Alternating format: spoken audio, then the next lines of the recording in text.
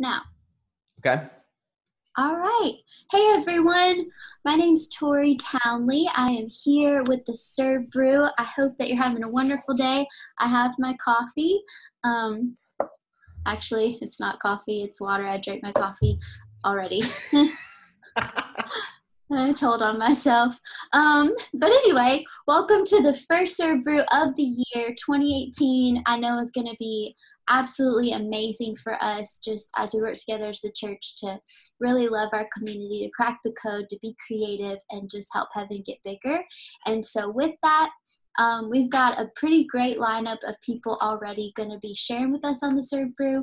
But the very best and first one is Pastor Jason Parks of Refuge Church here. Hey, everybody. In Alabama. Hey, Pastor Jason. Hey, Tori. How are you? Yes, sir. I'm great. I'm so thankful that you took time to be with us today.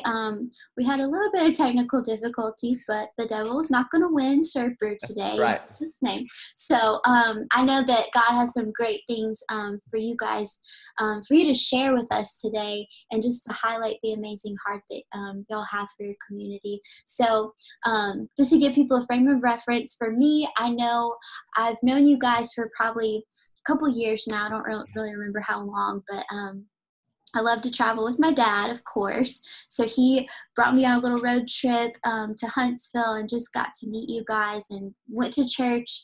Amazing service. And I just remember there being such an amazing atmosphere there. You could tell that you guys love people so much. Like, the entire congregation was helping set up and take down in the school. I will never forget that. And just the dreams that you guys had listed out and just public for people. I know, like, I could tell that you as a pastor had spent time dreaming for the community, and you included the congregation in that, whether it was a big far off dream generations down the road or if it was something small, like, you kept that vision in front of them, and that stuck out to me.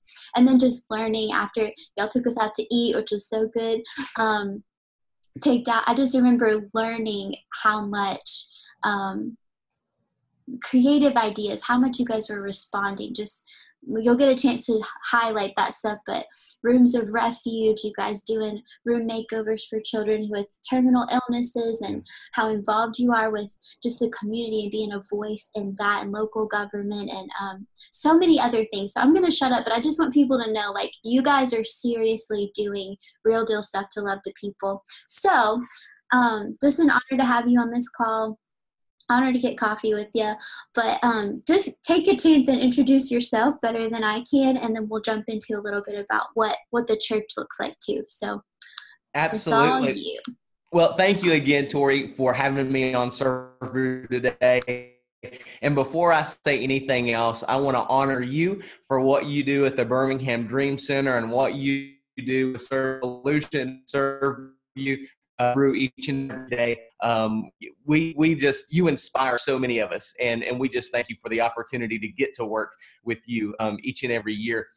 We started our church about 4.5 years ago, and we started in my hometown, in my community. And so that's one of the reasons I think I have such a heart for our community, is because it's home to me. It's where I've been my whole life. It's where I grew up and went to high school. And, we really had this heart to create a church that was a refuge to a hurting world. And there's a big difference in being a refuge to a hurting world instead of being a refuge from a hurting world. We can be a holy huddle, or we can be a hospital. And we chose to be a hospital. And we really wanted a church that put people over church politics, that put life change over tradition, a church that was multi-ethnic and looked like what heaven is going to look like. And that's just the heart that I had. I had the opportunity to live in Washington, D.C. for a little while outside of college. And really my first experience, I grew up in the South. One of my first experiences with a contemporary church was with National Community Church, Pastor Mark Patterson's church. And just to kind of see what they were doing, that's what really began to spark a dream in me. And then also seeing what Pastor Dino and what Healing Place and what so many other art churches were doing, it just did something inside of me. I just yearned for that kind of church, a church that worship Jesus, a church that believe the Bible, a church that love people, and a church that serve the community. And so that's really what we've been trying to do for 4.5 years. Wow. Wow, that's so beautiful. Such a big vision. And definitely if people come to visit you, they will see that story woven throughout that thread. Your church definitely looks like heaven for sure. Yeah. So Thank you. how the journey, like when you decided to plant the church, like what did that decision look like? How did you get to that place in your life? Like, I'm ready to be a pastor. I just want to kind of lay that out there before we get into the rest. Sure. I had worked in business for a number of years before I went into ministry full time. Actually, I thought I wanted to go into politics. I did an internship at the White House for George W. Bush back in 2003, and just really loved what was going on in government and the ability to help people. That's kind of the lens through I saw it. And I came back home to Huntsville and ended up going into healthcare administration and marketing. And that's where I spent a lot of my time. And so I was constantly around people who mostly didn't want to be where I was working, right? Most people don't want to be at a hospital. And so you had this opportunity really to do ministry each and every day because of the patients and because of their families and everything that we were seeing. And that's really when I got a glimpse. We live in an amazing community. There's a lot of great stuff going on in Huntsville and Madison County and Athens and the surrounding area. But when you get down to the nitty gritty, people are hurting. People are hurting and they have needs. And one of the things I feel like God has called me to is to be a pastor that not only pastors a church, but a pastor that pastors a community. And so we know that we're going to have people that come to our church and participate in our ministries, but we want to have more influence than that. And a lot of that comes by just caring for people. And so I had left kind of the business world and went into ministry full time. I've been a children's pastor, and I've been a youth pastor and college pastor. And I guess, a lot of church planners will relate to the term holy discontent.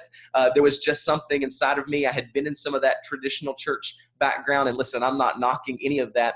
But there was just something that I felt like God was calling me to do that was different. And so back in 2013, we stepped out and decided to plant Refuge Church. And what's been amazing, Tori, you mentioned us writing the vision. Scripture says to write the vision and make it plain. And we kind of throw that around as a cliche sometimes. We talk about that in the sense of leadership. But I think it's very important in the church context to let people know where you're going.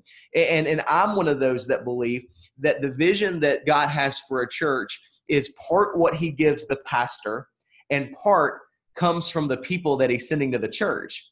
What are their passions? What are their gifts? And so what we did is about 1.5 years into the life of our church, we sat down and we began to look at all of that and say, okay, what is it that God's calling us to do? And you're right. We wrote down some big things. We want to be a church that has a building that functions also as a community center throughout the week. I just can't stand the thought of the building sitting empty 5 days a week and only being used a couple. We wanted to have a ministry like Rooms of Refuge, where we're going out and we're doing extreme bedroom makeovers for children who are terminally ill or having life-threatening illnesses. We wanted to be a church that we're actually going to be starting this year a brand new ministry, a tattoo ministry, and we're going to be providing free cover-up tattoos for people in our community, maybe that have been victims of trafficking and were tattooed or branded, people who were in gangs that were tattooed or branded, and now they're out of that lifestyle, people that have been addicted to drugs, maybe they have scars, and we want to provide those cover-up tattoos because we just believe that their future is so much more important than their past, and we want to help them walk in that. And so just by writing that stuff down, I think that it helps. Not only does the congregation, does your church family get to see where you're going, they get to see where they fit. And there's so many people that have come to the church and said, man, the reason I'm here is because you want to have food trucks that go out into the community and feed people. That's my heart. or you want to have a medical ministry, and I'm in healthcare and I want to provide free medical care for people who need it. And there's a lot of us, we have dreams, but we've got to put pen to paper. We've got to begin to communicate those, because if we don't communicate them, there's no accountability and they may never happen. Wow. So beautiful the way that you incorporate those people's voices. I think that's such an important thing. That's very close to my heart. How it can't just be one voice. Like, we are all a part of God's purpose. Right. He speaks to our heart. He gives us ideas. And where I'm at right now, Highlands, that is one of the biggest things is what's on your heart. Free market, express it. Let's empower you so we can have this big vision together. There's no way that God's going to download all the vision just into one person and, hey, let's implement all my ideas. It can't work that way. Because, like, where did the tattoo outreach idea come from?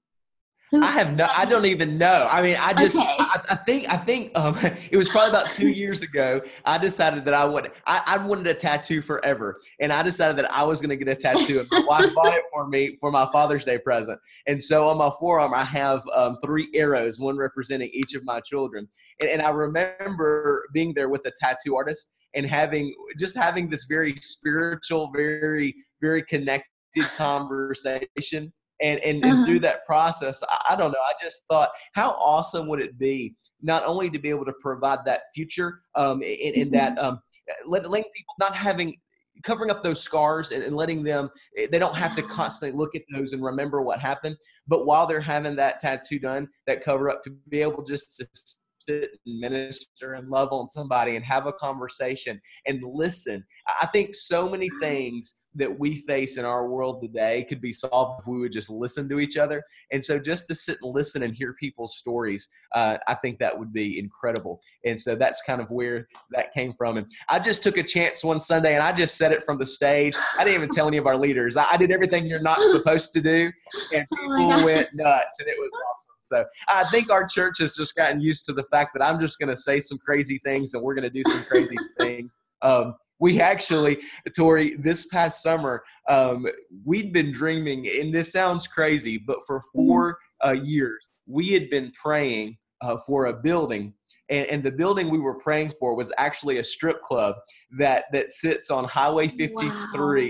It's a main hub of our community. And this building had been a strip club for as long as I can remember.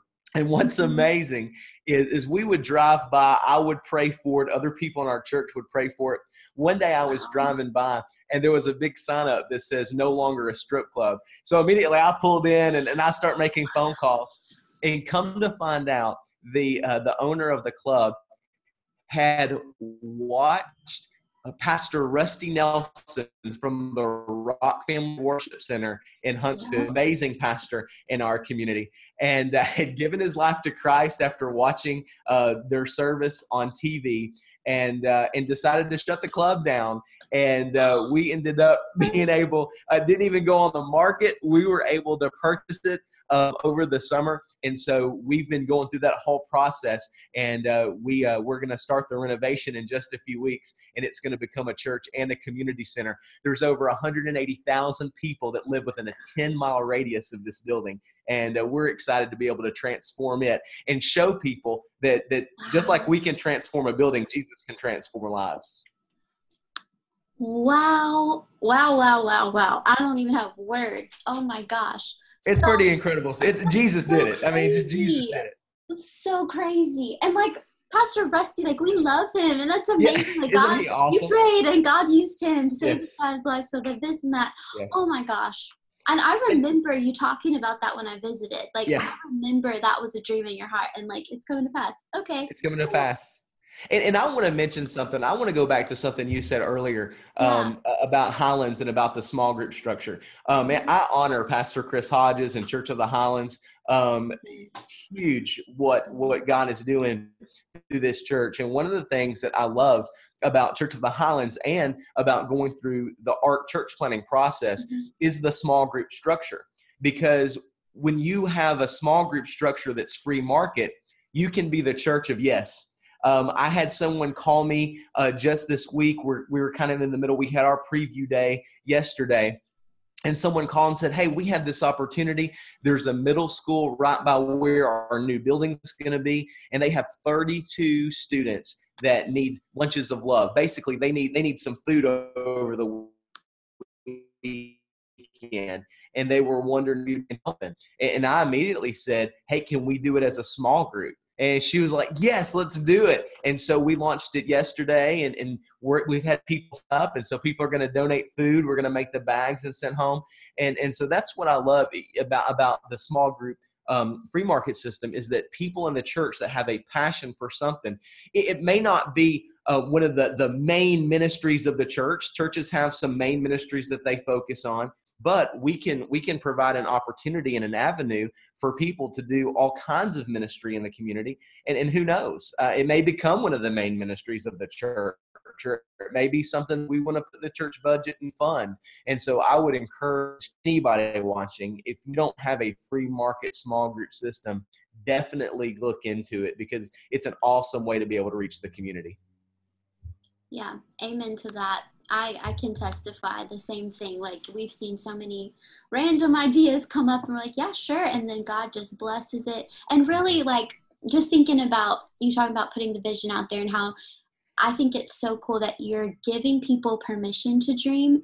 And at the same time, you personally, Pastor Jason, are showing them how to dream. Like, you have whatever creative, random idea it is to love someone, like, you're like, we're going to do it. Okay. Yeah. So it gives them that boldness and that courage. Like, well, I have an idea like that. Let's do it. And you've given them permission and a structure and a safe place and a covering to do it. And that's why I think it's so beautiful. God's blessing the ministry that you're doing, because it's not a one-man show. I think it's absolutely amazing.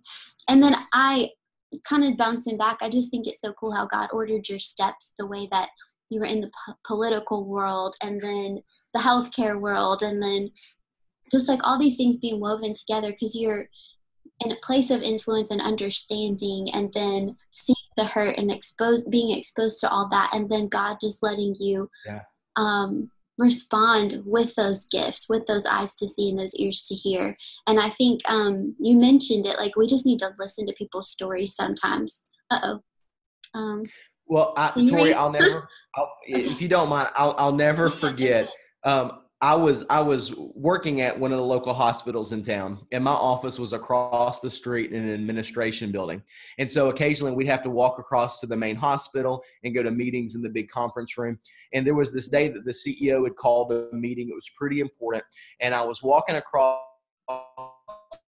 the street, and you had the emergency room doors in order to get to the conference room. And so as I was walking by, there was a woman that was sitting on the curb, and she was sobbing. She was visibly upset. And I stopped for a moment, and I said, ma'am, are you okay? And she said, sir, no, this is the worst day of my life. And I had that moment, okay, what am I going to do? I can stay here and I can love on this lady and minister to her, or I can keep going and I can go to the meeting. And for whatever reason, I chose to go to the meeting. And I said, ma'am, I'm sorry. And I walked on by and I kept going. And it really flew in the face of even the culture of the hospital, because they would have wanted me to stop. But for whatever reason, I was so focused on corporate ladder. I've got to be there. I want to be seen, that sort of thing, that I walked right by. And after that, that impacted me so much. I told myself I would never do that again, because it reminded me way too much of the story of the Good Samaritan, but I was not the Good Samaritan. And so, it's those moments, I think, that even the small ones, that shape you and shape how you treat people. And so that's just something that all of our leadership team try to model, is just that servant heart.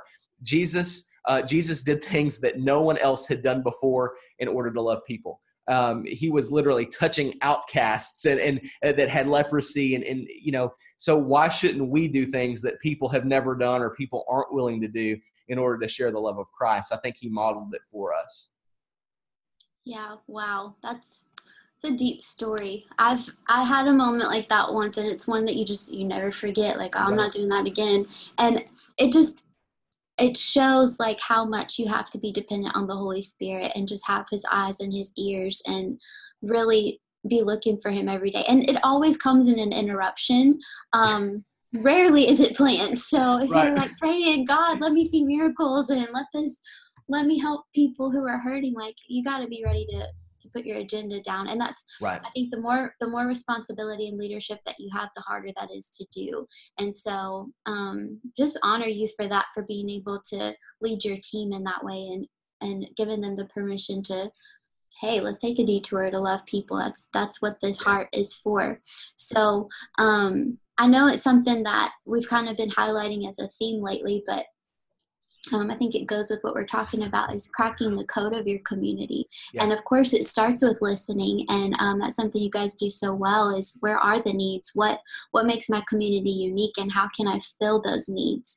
So Birmingham looks different than Huntsville, just as Right. much as this looks different as Los Angeles. So we all have different ideas, but how have you, obviously you've gotten a lot of cool relationships built, but how have you guys gone about cracking the code specifically for your community? Yeah, I think relationship is the first thing. I think that we have to be out in the community, and we have to be hearing from people and seeing with our own eyes what's going on in our communities. I'm just not a pastor that advocates for sitting in an office. I don't advocate for my team sitting in offices. In fact, you'll probably only see me in the office about 2 days a week, because I like to be out. We're members of the Chamber of Commerce. We try to participate in as much as we can in our community. But really, the first thing that we did when we planted our church, before we even got everything incorporated, we went and began to meet with community leaders. We met with the chair of the county commission. We met with city council members. We met with school board members. And we just asked questions. What do you see are the biggest needs in our community right now? And we began to take those and compile them.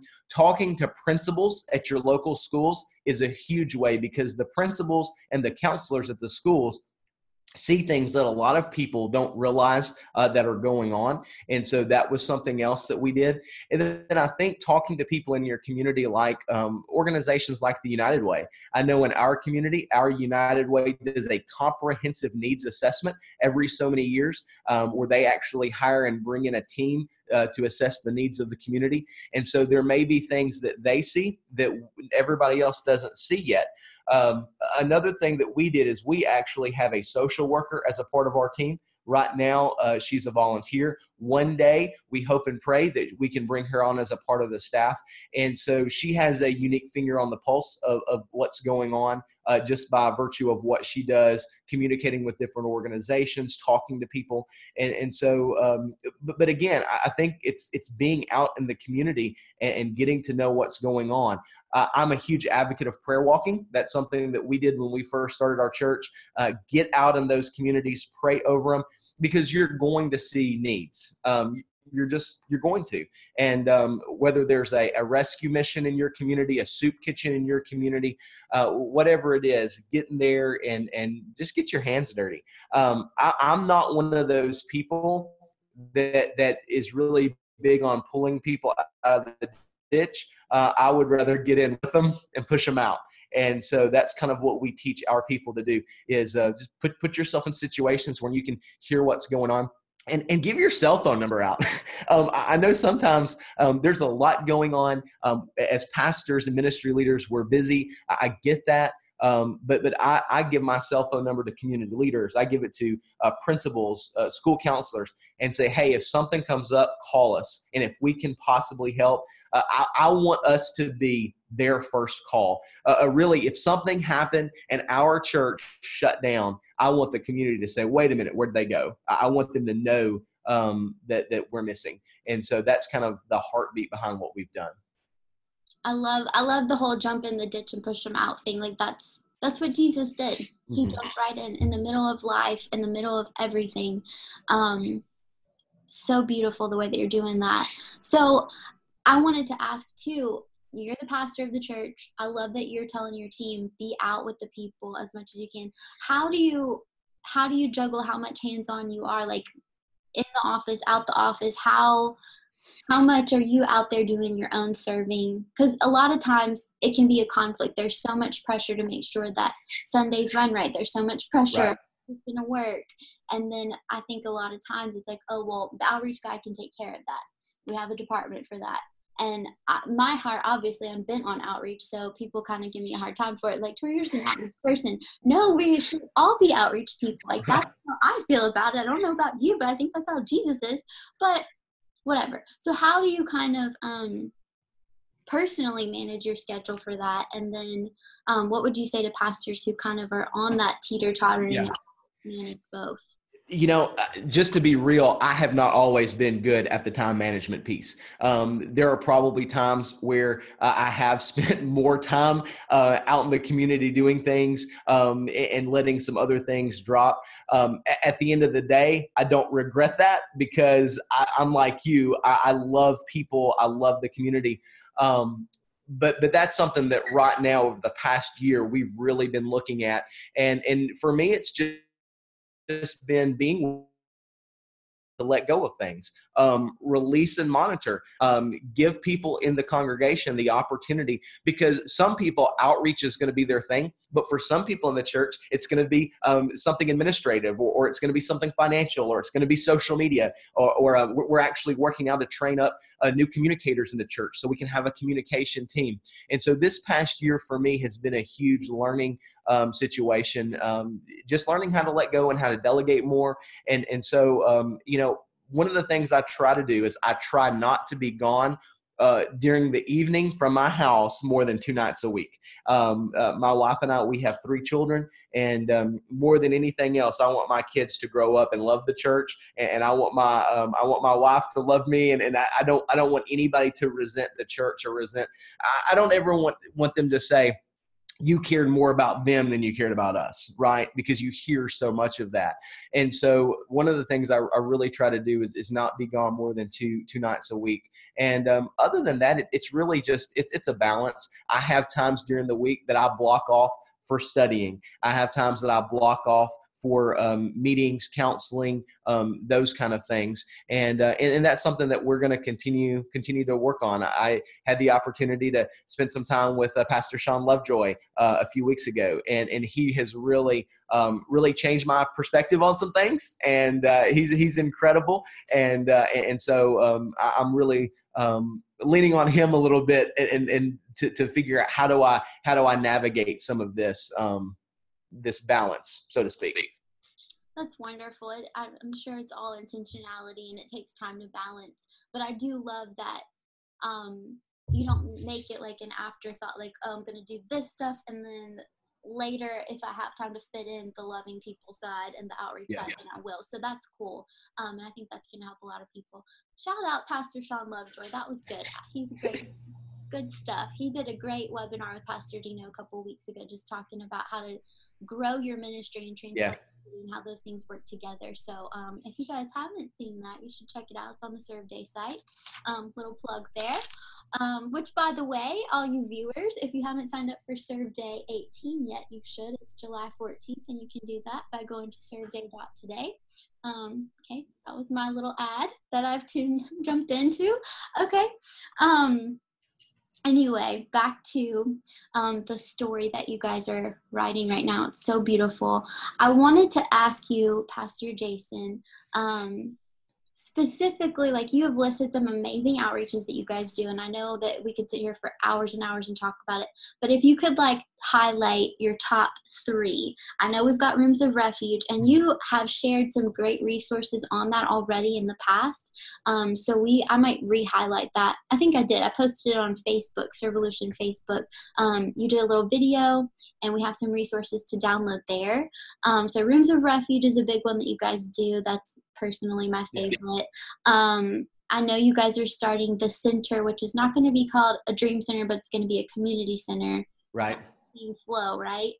Okay. And then nursing home outreaches. I've seen you guys do amazing stuff there, and you got tattoos, all kinds of stuff. So, I clearly have a list, but what would be like some of your favorites, and then just kind of snapshot what they look like for people? Yeah, I think number one has to be Rooms of Refuge. And that has given us the ability to minister and love people in probably one of the most difficult times that anybody could ever go through. Whether a child is terminally ill and we know that they're going to pass away, or if they have something life-threatening and there's just the uncertainty of what's going on.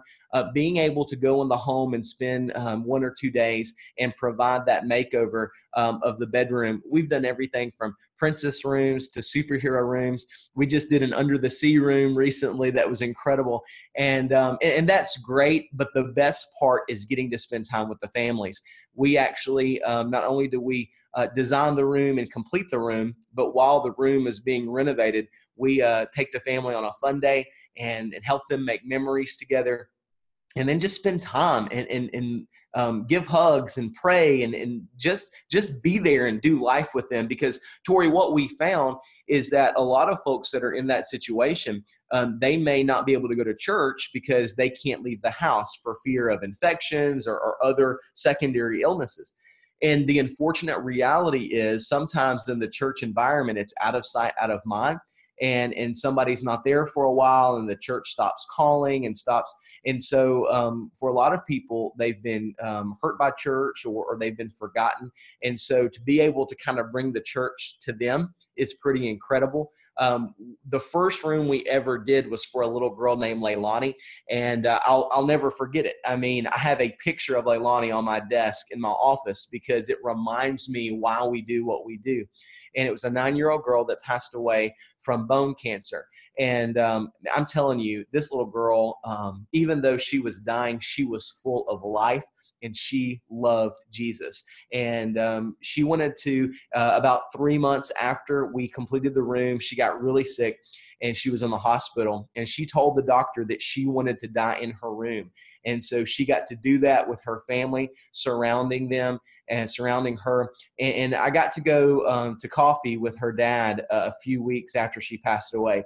And he said there was more life in our house in 2 days than there had been in 2 years.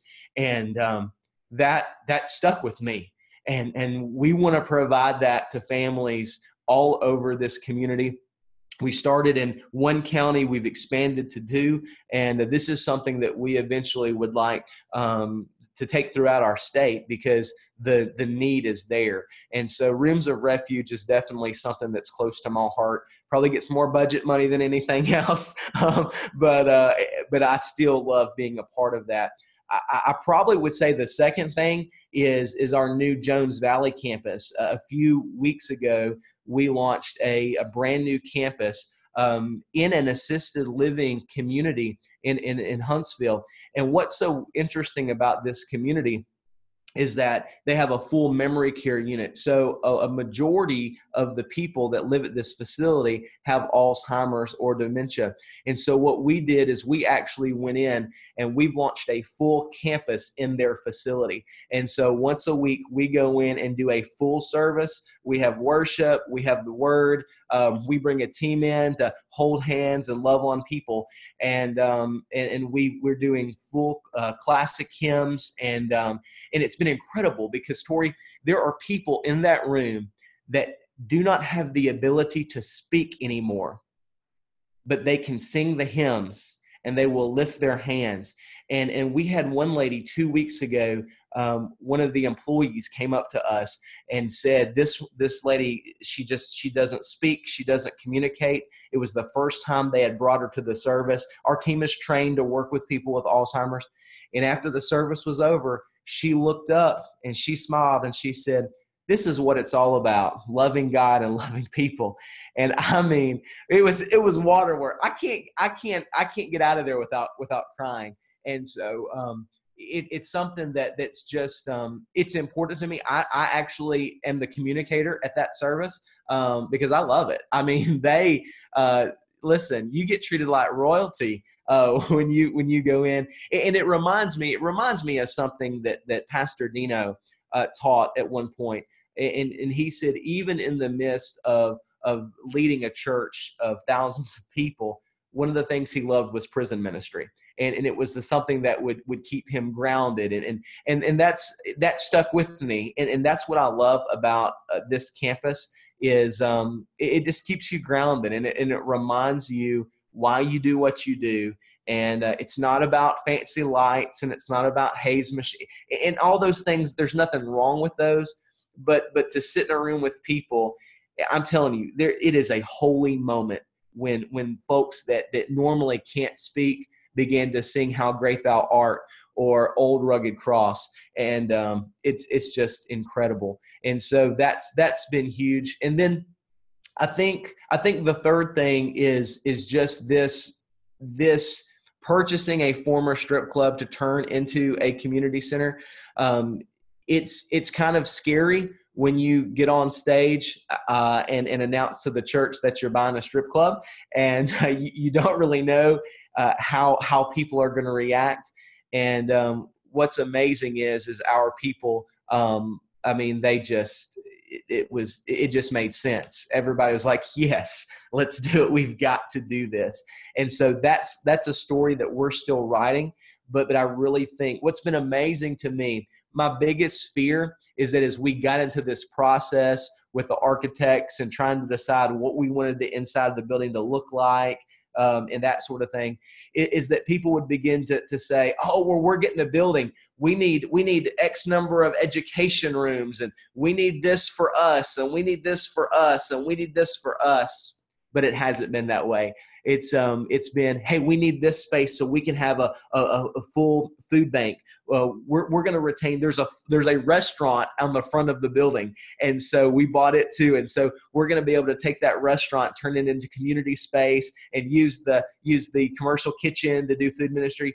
Throughout this whole process, people have looked at this through the lens of, okay, yeah, we need space to have church, and we need space for preschool and children. That's important. But what else are we going to do with this to reach the community? And so I'm excited to see what happens, what God does with this over the next year. Wow. I kind of am speechless. You kind of just like shot and fired, like crazy rapid fire, whatever the word. Like, I was so like, wait, that was amazing. What about that? Oh my gosh, keep going. Okay. I am seriously in awe. Like, the freaking heart of Mother Teresa is all over you. Just from Rooms of Refuge, I have mentioned, but I got to experience that. Like, you took us to that family's house, sweet little girl, Yeah. and just saw the beauty, and there was just a presence, like you spoke of, like there was a presence of heaven there. And it wasn't sad. Like, I honestly was nervous going in, like, oh gosh, I just feel uncomfortable, which I'm an outreach person. I don't usually get that way, but I just felt like the heaviness of it. But when we walked in, it was just like one of the most precious moments, and you could tell the family, yes, it was hard for them, but they felt so loved and remembered, and just that lasting relationship that you were able to build with that family. And it's probably one of the hardest, most difficult situations to look at face to face, but Right. I love that you guys go so far out to do it, and even though it hurts, you see the beauty in it and the hope in it.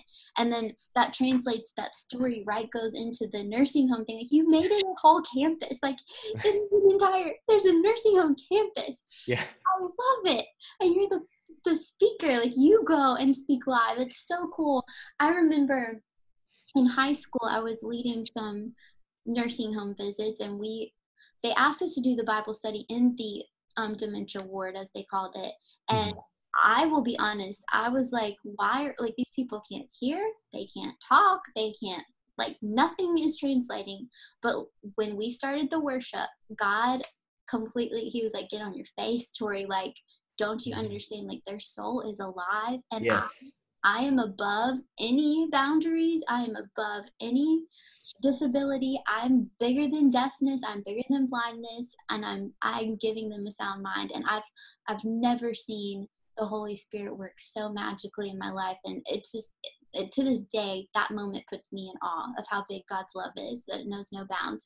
And so I would love to visit your nursing home campus. It's absolutely beautiful, and it just shows, like, no one is beyond hope. What kind of return are you going to get except heavenly rewards on a Right.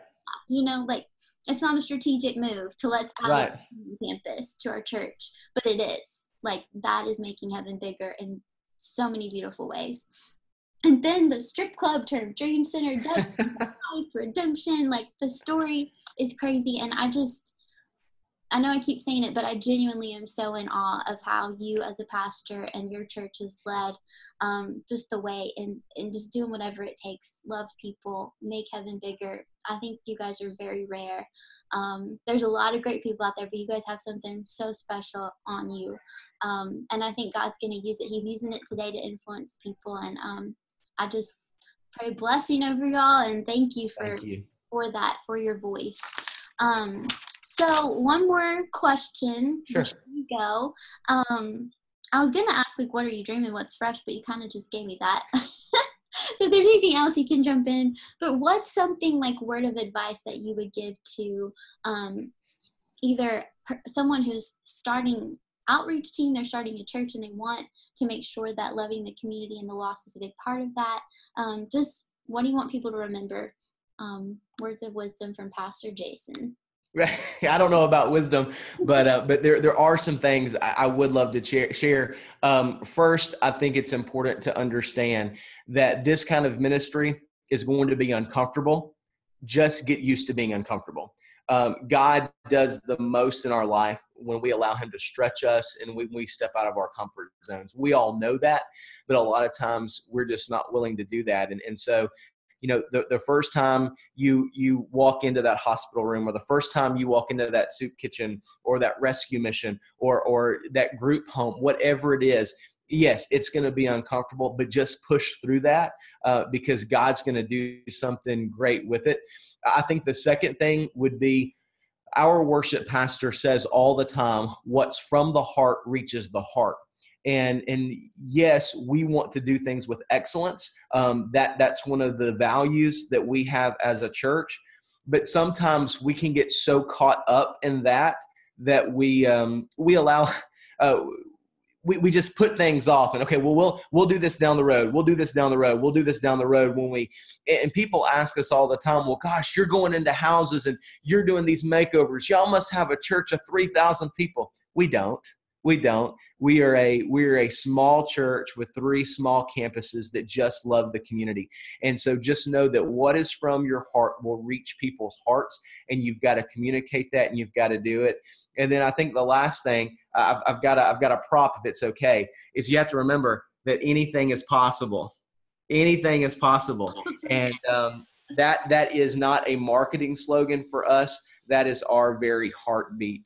That there are things in life that seem like they're impossible, but Jesus addressed this specifically. He said, with God, all things are possible. And we're just crazy enough to believe it. And we've seen it over and over again. And so if you have that big dream that you think that there's no possible way that this could come to pass, that dream is probably from God, and you need to walk in it. Because he's going to resource you. He's going to equip you. He's going to give you everybody that you need, because it will be a team effort, and it's going to come to pass. All of God's promises are yes and amen. And we stand on that. And so I guess those would be my big 3. Wow, you have those ready. I love them. That's awesome. Yeah, and it's so exciting. Like, with the way that you talk, there's so much faith. Like, anything's possible. I can dream, and I can believe that God's gonna do it, and I have someone who's gonna back me in that. So I just see there's such a beautiful family that you guys have there, in the harmony and how God's weaving it together. So absolutely amazing. Pastor Jason, if people want to maybe connect with you or someone about outreach ideas, or just learning more from the journey that you've walked, what is the best way for them to get in touch with you or follow you? Absolutely. My email address is Jason, Jason, at findrefugehere.com. And if you'll reach out to me on email, I check my own email, and I would love to get in touch with you and talk more. We do have lots of resources that we love to provide other churches. If a church would like to start something like a Rooms of Refuge, for example, we have liability forms. We have everything that we can just pass on and give someone that might be interested in that. And we would love to help any way that we can. Awesome. Check my own emails. That's good. I do too, unfortunately. Just kidding. So cool. Well, thank you so much for taking time just to share your heart and encourage people. I'm encouraged. I know everybody else is going to be who watches this. So if it's cool, I'll pray us out, and then we'll go about loving people. Let's do it. Thank you again for the opportunity to be here, Tori. Thank you. All right, Jesus, thank you so much for this time. I thank you that you're bigger than technical difficulties, God. Thank you that you got us here, Jesus. I thank you for the heart of Pastor Jason and Refuge Church and the wonderful people there and that family, God, and the community, Jesus. I just pray for all the ones that they are going to reach, God. We just claim them in your name. I pray a blessing over the community center. I pray a blessing over the Jones Valley campus and the precious people there.